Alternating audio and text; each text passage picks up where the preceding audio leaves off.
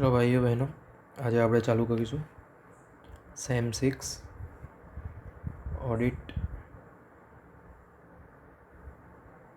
એમાં ચેપ્ટર છે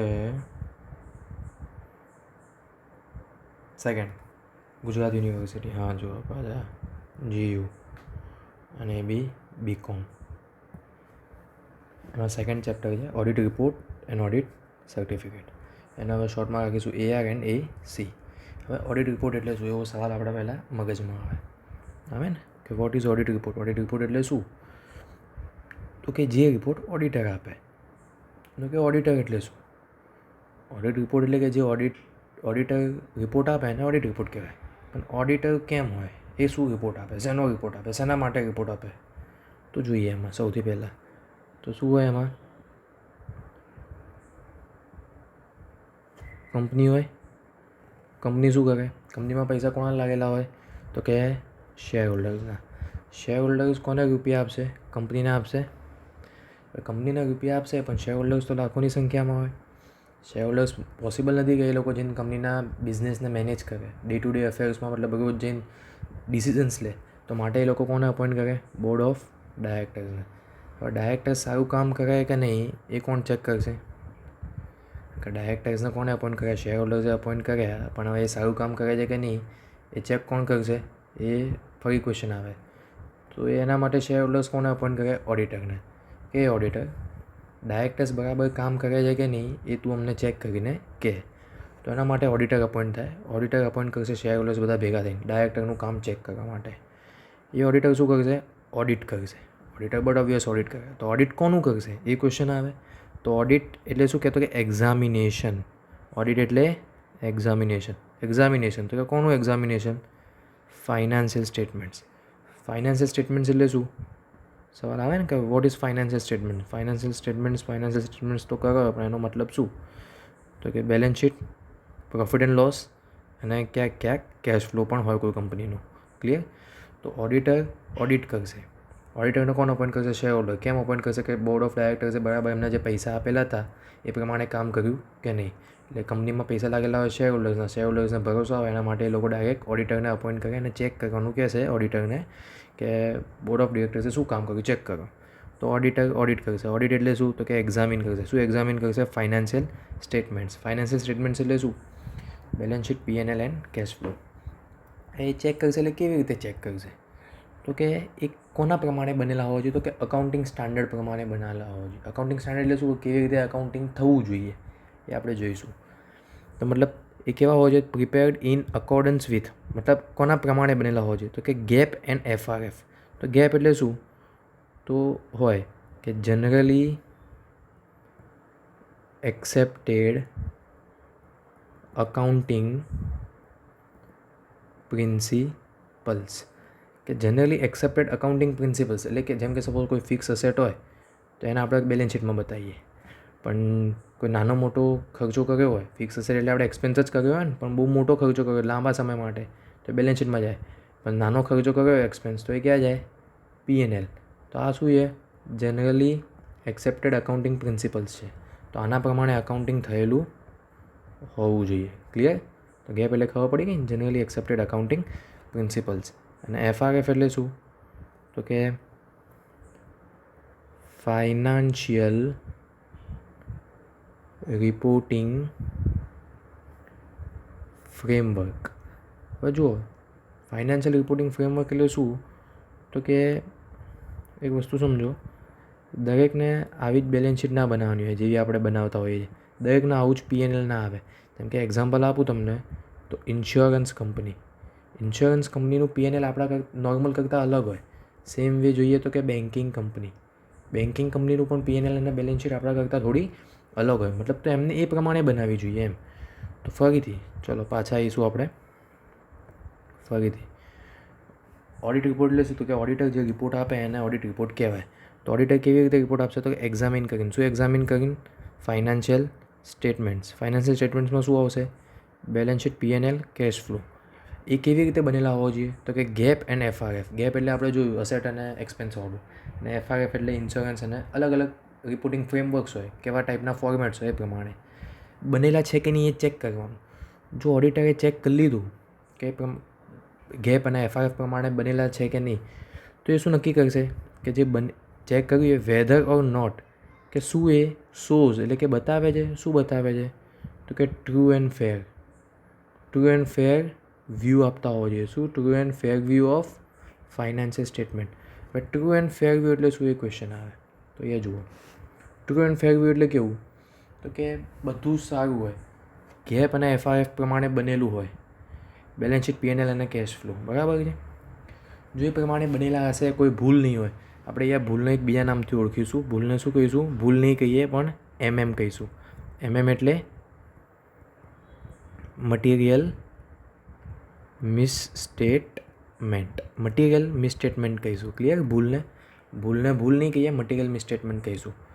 મતલબ જો કોઈ ભૂલ હોય તો ટ્રુ એન્ડ ફેર વ્યૂ ના કહેવાય. મતલબ કેવી ભૂલ? મટીરિયલ એટલે કે બહુ મોટી ભૂલ હોય. નાની 2-5 રૂપિયાની ભૂલ હોય તો જવા દેશે ઓડિટર, પણ બહુ મોટી ભૂલ હોય તો એ મટીરિયલ મિસસ્ટેટમેન્ટ કહેવાય. તો એના ઓડિટર ઇગ્નોર ના કરી શકે.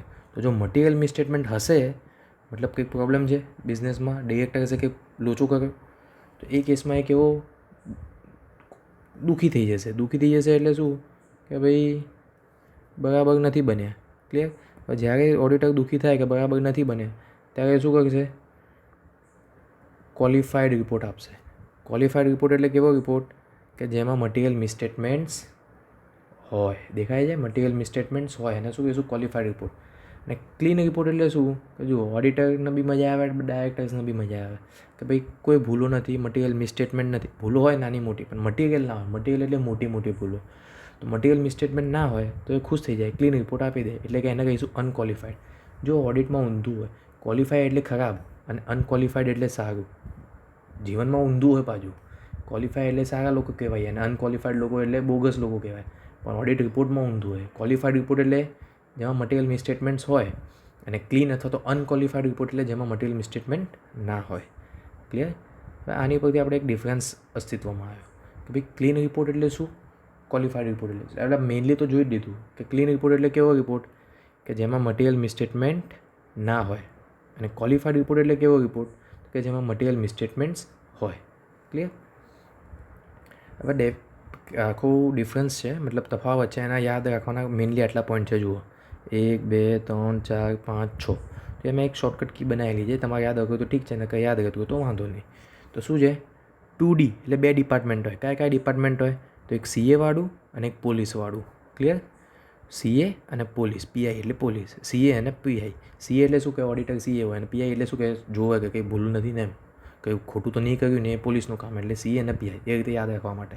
તો ક્લીન અને ક્વોલિફાઈડ, મતલબ અનક્વોલિફાઈડ અને ક્વોલિફાઈડ રિપોર્ટનો ડિફરન્સ આ રીતે યાદ રાખીશું. 2D એટલે 2 વાર D આવે, 2 ડિપાર્ટમેન્ટ, CA અને પોલીસવાળું. તો પહેલું D એટલે શું? ડેફિનેશન માટે છે. તો ડેફિનેશન એટલે શું કે જેમાં મટીરિયલ મિસસ્ટેટમેન્ટ હોય એને શું કહીશું? Qualified report. અને જેમાં મટીરિયલ મિસસ્ટેટમેન્ટ નહીં હોય એને કહીશું અનક્વોલિફાઈડ રિપોર્ટ. બીજું D શેના માટે છે?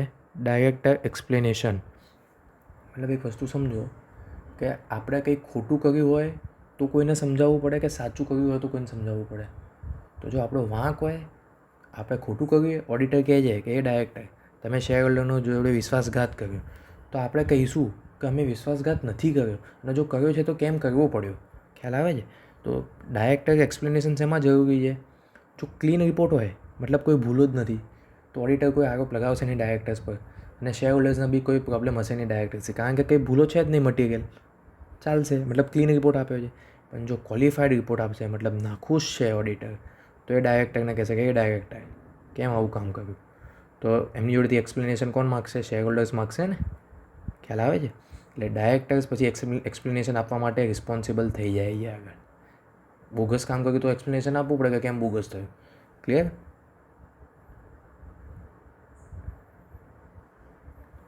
નેક્સ્ટ ખબર પડી કે 2D. પહેલા ડીમાં શું હતું? ડેફિનેશન. મતલબ મટીરિયલ મિસસ્ટેટમેન્ટ હોય એને શું કહેવાય? મિસસ્ટેટમેન્ટ હોય તો એ બોગસ કહેવાય, તો મતલબ ક્વોલિફાઈડ. અને મટીરિયલ મિસસ્ટેટમેન્ટ ના હોય તો એ સારું કહેવાય, મતલબ અનક્વોલિફાઈડ. ક્લિયર? બીજો તો ડાયરેક્ટર એક્સપ્લેનેશન. તો આમાં ના જોઈએ ક્લીનમાં, અનક્વોલિફાઈડમાં, અને ક્વોલિફાઈડમાં જોઈએ કારણ કે ભૂલો છે. કયા સર્કમસ્ટાન્સીસમાં ક્લીન રિપોર્ટ ઇસ્યુ થાય અને કયા સર્કમસ્ટાન્સીસમાં ક્વોલિફાઈડ? તો અગેન સેમ પહેલા પોઈન્ટવાળું જ છે. જો મટીરિયલ મિસસ્ટેટમેન્ટ હોય મિસસ્ટેટમેન્ટ હોય એટલે કે આ ભૂલો છે તો ક્વોલિફાઈડ એટલે ખોટો મતલબ ક્વોલિફાઈડ રિપોર્ટ ઇસ્યુ કરશે. અને મટીરિયલ મિસસ્ટેટમેન્ટ ના હોય તો ક્લીન રિપોર્ટ ઇસ્યુ કરશે. હવે મટીરિયલ મિસસ્ટેટમેન્ટ નથી એનો મતલબ શું? ટ્રુ એન્ડ ફેર વ્યૂ છે એનો મતલબ એવો થાય ને, મટીરિયલ મિસસ્ટેટમેન્ટ નથી એટલે ટ્રુ એન્ડ ફેર વ્યૂ છે. અને જો મટીરિયલ મિસસ્ટેટમેન્ટ હોય તો ટ્રુ એન્ડ ફેર વ્યૂ નથી. ક્લિયર? આ નથી true and fair view. Done? A 2D થઈ ગયું. હવે CA માટે શું હતું? C અને A. તો C કોનો? સર્કમસ્ટાન્સ અને A ઓડિટરની લાયબિલિટી. ઓડિટરની લાયબિલિટી ક્યારે આવે?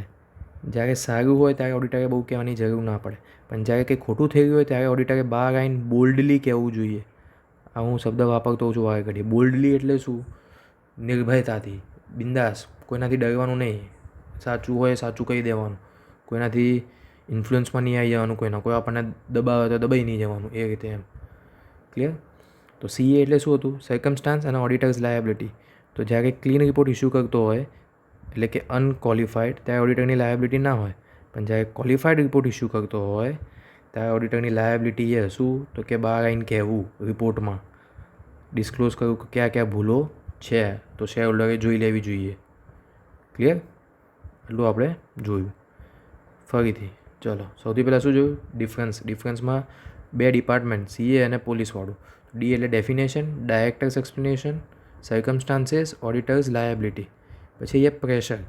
હવે જો સમજો પ્રેશર કોની ઉપર હોય? તો કે ઓડિટર ઉપર. કારણ કે ઓડિટરે રિપોર્ટ આપવાનો હોય, ખરાબ કામ કર્યું કે સારું કામ કર્યું, એટલે આપણી ઉપર પ્રેશર હોય. જેમ કે આપણે બાળપણમાં સ્કૂલમાં મોનિટર હોઈએ અને આપણો ભાઈબંધ કંઈ ખોટું કરે તો આપણી ઉપર પ્રેશર હોય કે એનું નામ ટીચરને કહું કે ના કહું. પણ એને કંઈ ખોટું જ ના કર્યું તો કોઈ પ્રેશર હોય ના હોય.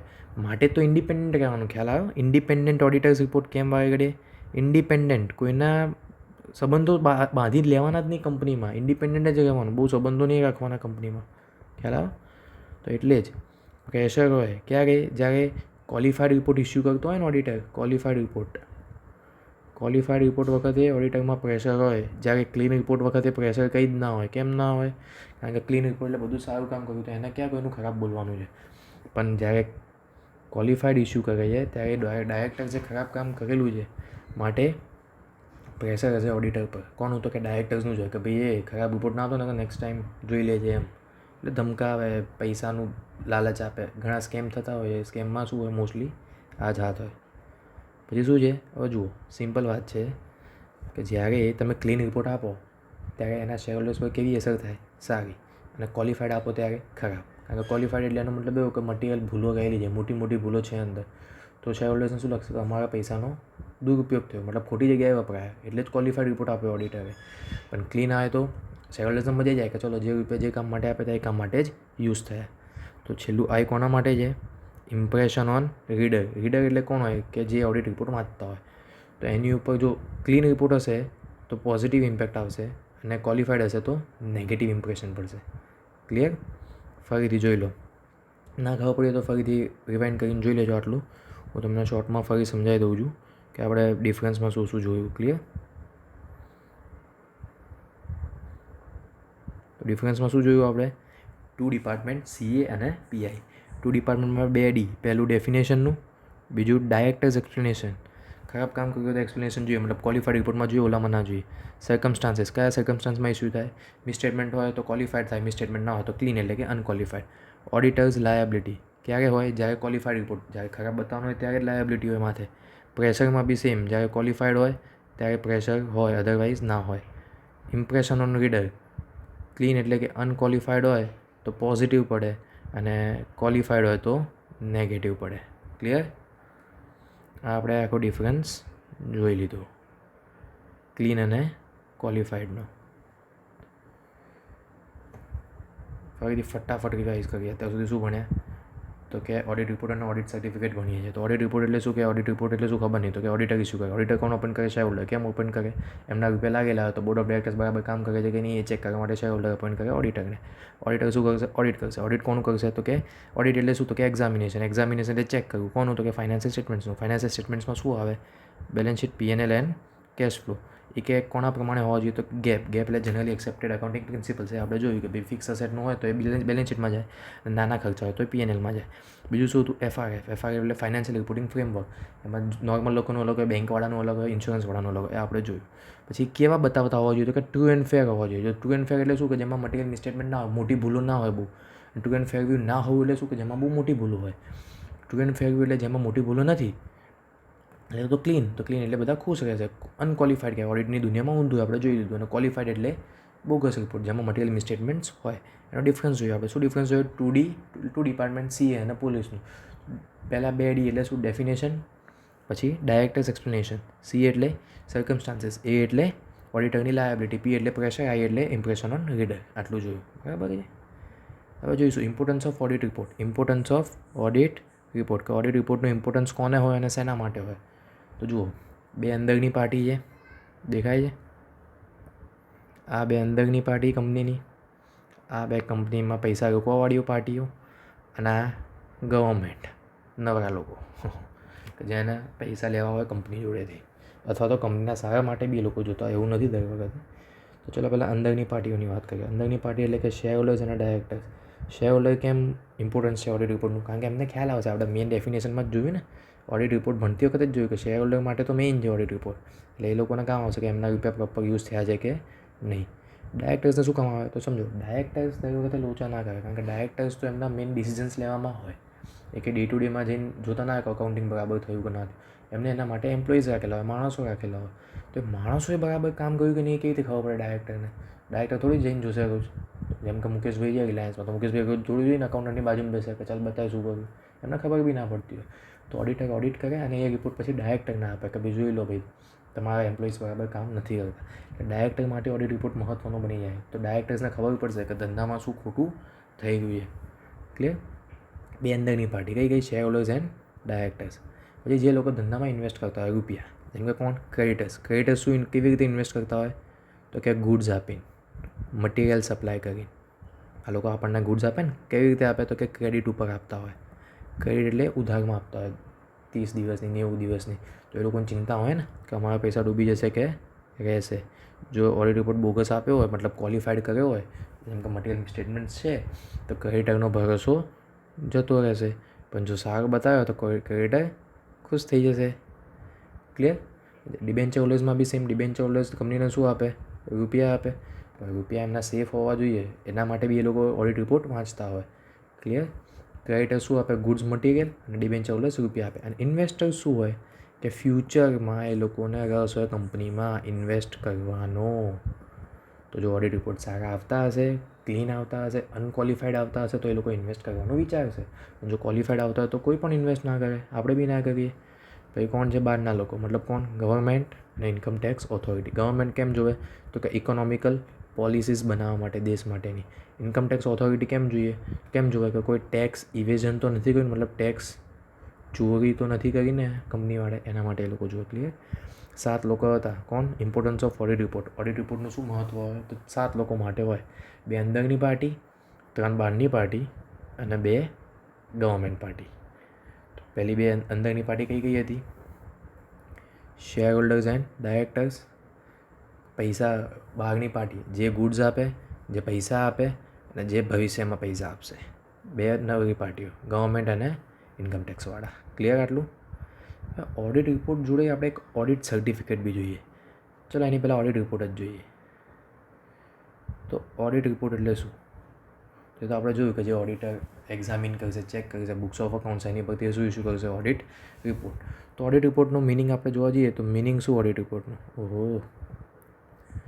ઓડિટ રિપોર્ટનું મિનિંગ શું? ચલો, તો ઓડિટ રિપોર્ટનું મિનિંગ એટલે શું? કે examination of books of accounts, examination of financial statements. એની પરથી શું આપશે? પોતાનો ઓપિનિયન આપશે. ક્લિયર? કે ટ્રુ એન્ડ ફેર છે કે નહીં. ડિટેલ્સ ઓફ રિપોર્ટ, કે ઓડિટ રિપોર્ટમાં શું ડિટેલ્સ હોવી જોઈએ? ઓડિટ રિપોર્ટમાં શું શું લખેલું હોવું જોઈએ? ઓડિટરે શું લખવાનું? તો એ ક્યાં લખેલું છે? તો કે કંપનીઝ એક્ટમાં લખેલું છે કે ઓડિટરે શું લખવું. તો ડિટેલ્સ ઓફ ઓડિટ રિપોર્ટની બાજુમાં જો કંઈક જાય. તો મતલબ એમાં શું ડિટેલ્સ હોવી જોઈએ? તો કે ડિટેલ્સ ઓફ ઓડિટ રિપોર્ટ. સૌથી પહેલાં શું હોવું જોઈએ એમાં? ટાઇટલ હોવું જોઈએ. ટાઇટલ એટલે આપણે આપણે બી કોઈ ક્વેશ્ચન સ્ટાર્ટ કરીએ તો આન્સર 5 એ રીતે લખતા હોય, આન્સર 1. જેમ કે મેં બી એ ચાલુ કર્યું આજે, જુઓ. તો સૌથી પહેલાં મેં શું લખ્યું? ટાઇટલ લખ્યું ને, સેમ 6 ઓડિટ સેકન્ડ ચેપ્ટર. અમે ટાઇટલ જ ના લખ્યું, તમને શું ખબર પડે શું ચાલુ થાય છે? તો માટે ઓડિટ રિપોર્ટમાં બી ટાઇટલ લખવાનું ક્લિયરલી. શું ટાઇટલ હોવું જોઈએ? ક્લિયરલી મેન્શન થવું જોઈએ. શું ક્લિયરલી મેન્શન થવું જોઈએ? ક્લિયરલી લખેલું હોવું જોઈએ. માફ કરજો, સોરી. ચલો, આપણે કયા હતા? ટાઇટલ. તો કોઈ પણ ઓડિટ રિપોર્ટ છે તો એનું એક ટાઇટલ હોવું જોઈએ. એમાં ક્લિયરલી મેન્શન હોવું જોઈએ. શું કે આ શું છે? તો કે ઇન્ડિપેન્ડન્સ ઓડિટર્સ રિપોર્ટ. કેવો એ મેન આ શબ્દ હાઇલાઇટ કરવા લાયક છે. શું હાઇલાઇટ કરે? તો કે ઇન્ડિપેન્ડન્ટ. કેવો રિપોર્ટ હોવો જોઈએ? ઇન્ડિપેન્ડન્ટ રિપોર્ટ હોવો જોઈએ. કોનો? તો કે ઓડિટર્સ રિપોર્ટ. કોઈની પર બી ડિપેન્ડન્ટ ના હોવું જોઈએ, ઇન્ડિપેન્ડન્ટ હોવું જોઈએ. એવું એક ટાઇટલમાં મેઇનલી લખવામાં આવે. ક્લિયર? સૌથી પહેલાં શું હોય? ચલો, આપણે જોતા હતા ડિટેલ્સ ઓફ રિપોર્ટ. તો સૌથી પહેલાં શું હોવું જોઈએ? ટાઇટલ. ટાઇટલમાં જોઈ લીધું, ક્લિયરલી લખેલું જોઈએ કે આ ઇન્ડિપેન્ડન્ટ ઓડિટરનો રિપોર્ટ છે. પછી શું હોવું જોઈએ? એડ્રેસી. મતલબ ઓડિટ રિપોર્ટ કોને લખવામાં આવે? અહીંયા જો ડિફરન્સમાં બી છે, to home it is address. Audit report કોને લખવામાં આવે? Share holders. જ્યારે જે ઓડિટ સર્ટિફિકેટ હોય એ કોઈને ના લખવામાં આવે. તો આપણે અત્યારે ડિટેલ્સમાં જ રહીશું. તો ટાઇટલમાં શું લખેલું હોય? ઇન્ડિપેન્ડન્ટ ઓડિટર્સ રિપોર્ટ ક્લિયરલી લખેલું હોવું જોઈએ. એડ્રેસી કોને લખવામાં આવશે? શેર હોલ્ડર્સને. ક્લિયર? પછી શું હોય? પહેલાં 3 યાદ રાખો, એ સારા છે. ઓપનિંગ પેરેગ્રાફ, ઓપનિંગ અથવા તો ઇન્ટ્રોડક્ટરી પેરેગ્રાફ. એમાં શું લખ્યું હોય? કે અમે આ કંપનીનું નામ હોય, આ કંપનીનું અમે ઓડિટ કર્યું. શું ઓડિટ કર્યું? તો કે બેલેન્સ શીટ, P&L ઓડિટ કર્યું. કયા પીરિયડનું ઓડિટ કર્યું? તો 2020-21નું અમે ઓડિટ કર્યું. આવું લખેલું હોય. ક્યાં? ઓપનિંગ પેરેગ્રાફમાં. તો ઓપનિંગ પેરેગ્રાફમાં ઓડિટરે આવું બધું લખવાનું હોય, બેઝિક ઇન્ફોર્મેશન. પછી શું આવે? સ્કોપ આવે. સ્કોપમાં શું હોય? કે ઓડિટરે શું કામ કરશે. કારણ કે સમજી લો કોઈ રિલાયન્સ કંપની છે, તો રિલાયન્સની બહુ બધી જગ્યાએ બ્રાન્ચ છે. ગુજરાતમાં હોય, મહારાષ્ટ્રમાં હોય, રાજસ્થાનમાં હોય, તમિલનાડુમાં હોય. તો બધે કંઈ પહોંચી નહીં વળે ઓડિટર. તો એક ઓડિટરનું કામ ખાલી ગુજરાત જોવાનું હોય, તો એનો સ્કોપ શું થઈ ગયો?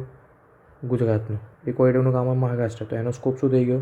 મહારાષ્ટ્ર. કોઈ રાજસ્થાન ખાલી જોતું, તો એનો સ્કોપ શું થઈ ગયો? મહારાષ્ટ્ર. મતલબ હું શું કામ કરીશ એ ક્યાં હોય? સ્કોપમાં હોય. ક્લિયર? પછી શું હોય? ઓપિનિયન. ઓપિનિયન આપણે જોઈએ, ઓપિનિયન કેટલા હોય? 2 ટાઈપના હોય મોસ્ટલી. કયા? એક તો અનક્વોલિફાઈડ અને બીજો ક્વોલિફાઈડ. ક્લિયર? એટલે એ ઓપિનિયન અંદર લખવાનું કે અમે શું ઓપિનિયન આપીએ છીએ. પહેલાં 3 યાદ રહ્યા. પહેલાં 3 ઇઝી છે. કયા છે? પહેલાં 3 જુઓ ફરીથી. Title, addressee, opening paragraph. પછી બીજા 2 અલગથી યાદ રાખવા પડશે. Scope and opinion. સ્કોપ સમજાવી દીધું મેં અહીંયા આગળ. ઓપિનિયન બી ખબર પડી ગઈ. પાછળના 3 ઇઝી છે. પાછળના 3માં શું છે? ડેટ, પ્લેસ એન્ડ ઓડિટરની સાઇન. ડેટ ઓફ સાઇન મતલબ કઈ તારીખે સાઇન કર્યો છે રિપોર્ટ. પછી પ્લેસ ઓફ સાઇન, કઈ જગ્યાએ તમે સાઇન કરી. મતલબ અમદાવાદ હોય તો અમદાવાદ, ગુજરાત સુરત હોય તો સુરત, જામનગર હોય તો જામનગર, ભાવનગર હોય તો ભાવનગર. અને ઓડિટરની સાઇન છેલ્લે એ સાઇન કરશે. મતલબ date, place and sign, DPS. Clear? ચલો, 3 આપણે યાદ રાખીએ. સૌથી 1, 2 અને 3 ભાગમાં વહેંચ્યું. એમાં ત્રીજું શું? DPS, date, place and sign. બીજામાં શું? SO મતલબ સ્કોપ એન્ડ ઓપિનિયન. પહેલાંમાં શું? 3. તો કે title, addressee and opening paragraph. Clear? આટલું ડિટેલ્સ ઓફ રિપોર્ટ મતલબ ફોર્મેટ ઓફ ઓડિટ રિપોર્ટ તમે કહી શકો. અને ડિફરન્સ છે ઓડિટ રિપોર્ટ અને ઓડિટ સર્ટિફિકેટ, એ જોઈશું હમણાં છેલ્લે. આપણે મારી ઘડી વાત કરી છે true and fair view. True and fair view એટલે શું? આપણે ઓલરેડી સમજી ગયા કે ફાઇનાન્શિયલ સ્ટેટમેન્ટ્સ કેવા હોવા જોઈએ?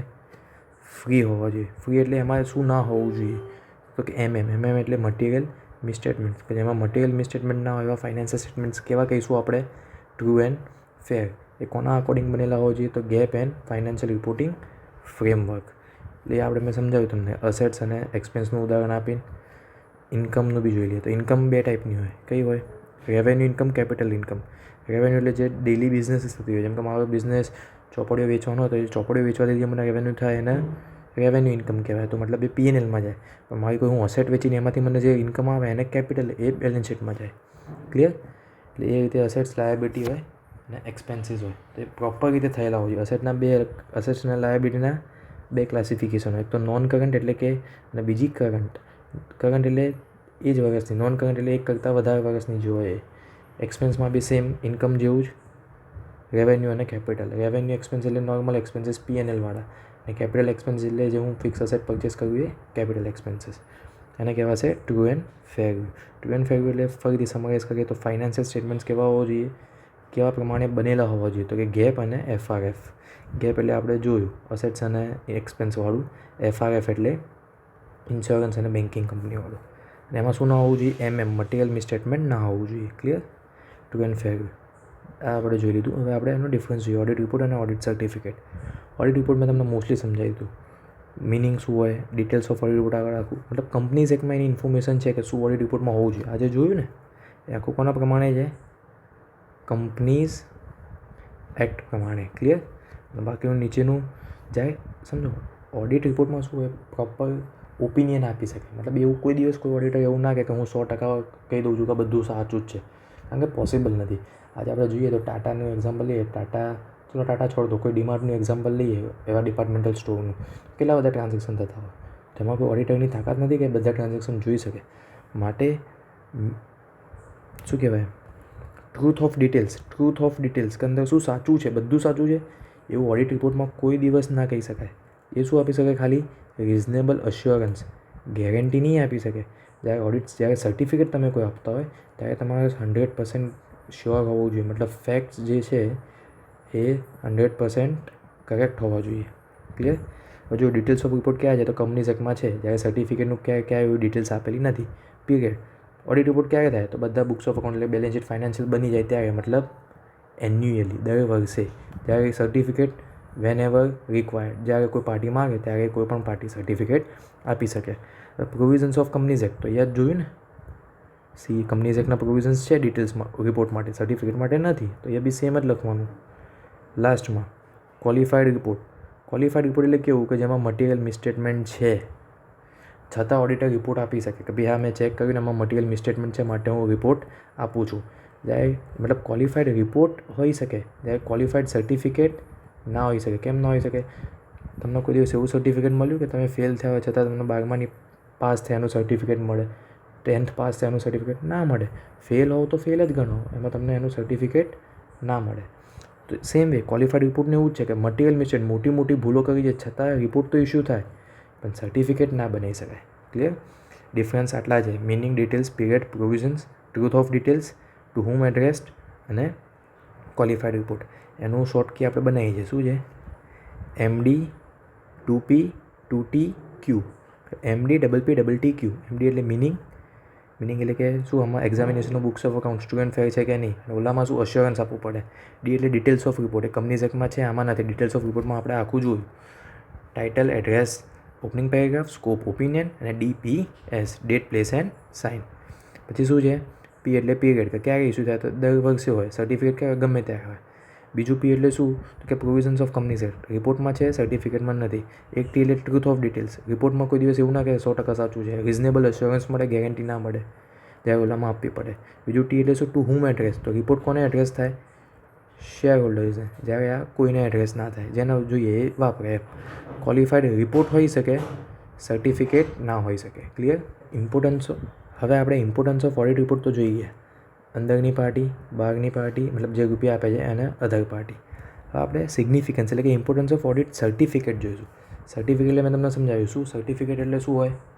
ઓડિટ સર્ટિફિકેટ એટલે શું કે રિટર્ન લખેલું હોય, કન્ફર્મેશન હોય, કન્ફર્મ કરે શું તો કે એક્યુરેસી એટલે 100% બધું સાચું જ છે. શું તો કે અંદર જે ફેક્ટ્સ લખેલા હોય એ. તો ઓડિટ સર્ટિફિકેટ કોના કામનું હોય તો જોઈએ કે પ્રોસ્પેક્ટસ વખતે ઓડિટ સર્ટિફિકેટ કામનું હોય. હવે પ્રોસ્પેક્ટસ એટલે શું તમને ખબર હશે, કંપનીઝ એક્ટમાં તમે ભણ્યા હશો કે જ્યારે કોઈ કંપની શેર બહાર પાડે તો પ્રોસ્પેક્ટસના થ્રુ પાડવા પડે. બીજું ક્યારે? જ્યારે કોઈ સ્ટેચ્યુટરી રિપોર્ટ ઇસ્યુ કરવાનો હોય ત્યારે સર્ટિફિકેટ મેઇન ઇમ્પોર્ટન્ટ હોય.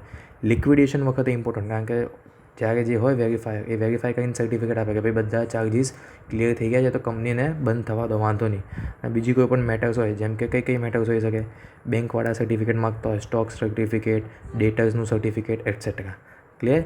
તો સર્ટિફિકેટના ઇમ્પોર્ટન્સ 4 છે મેઇનલી. પ્રોસ્પેક્ટસ વખતે, કોઈ પણ સ્ટેચ્યુટરી રિપોર્ટ વખતે, લિક્વિડેશન અને અધર મેટર્સ. ક્લિયર? Thank you.